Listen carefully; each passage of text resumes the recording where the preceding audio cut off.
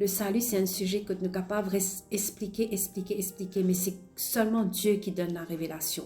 Alors que Dieu est capable de causer directement dans ton cœur et me prier que Dieu te donne la révélation. Et si jamais aussi, tu connais une personne qui est un peu confuse sur le sujet, alors partage avec la personne la vidéo. Pour expliquer le plus simple possible le salut, nous besoin retourner un petit peu dans la Genèse. Nous trouvons dans la Genèse, c'est Dieu qui a créé le ciel et la terre. Il a créé toutes choses. Et il a créé Adam et Ève pour avoir une relation avec lui. Il est content d'eux. Et il donne absolument tout. Mais bien vite, nous trouvons aussi que par leur désobéissance, parce que Dieu dit qu'ils ne pas manger le fruit, et ils sont séduits par Satan, qui se déguise en un serpent, et ils mangent le fruit défendu, et à travers ça, le péché, il rentre dans le monde. Ils donnent une certaine autorité à Satan, et toutes les générations à venir pour ban pécheurs. Mais Dieu est bon, Dieu a un plan. Et nous trouvons aussi dans l'Ancien Testament que Dieu te demande ce peuple, te demande donne un sacrifice d'animaux pour ainsi avoir le pardon de leurs péchés. Parce que le péché, Dieu en a horreur du péché. Et le péché, c'est la mort. Et donc, pour bon Dieu, il te demande un sacrifice d'animaux pour capable obtenir le pardon de autres péchés, ainsi capable couvert temporairement, allons dire, les conséquences de autres péchés. Et bien souvent, nous demandons, mais qui fait un animal? Parce que tout simplement, si pena le sang versé, pena le pardon. Parce que la vie d'un être trouve dans le sang. Et comme le péché, c'est la mort, une vie doit être donnée pour rachat de cela, pour le pardon et pour couvrir pour un peu de temps les conséquences du péché, comme on me dit dire. Mais là aussi, Dieu est bon et fidèle. Il tient à une solution, et ce depuis le commencement.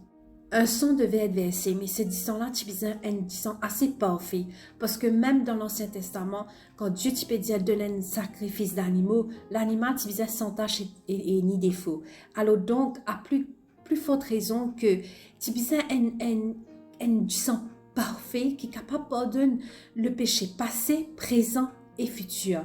Il tu besoin d'un certain poids, ça disant qui tu besoin verser là.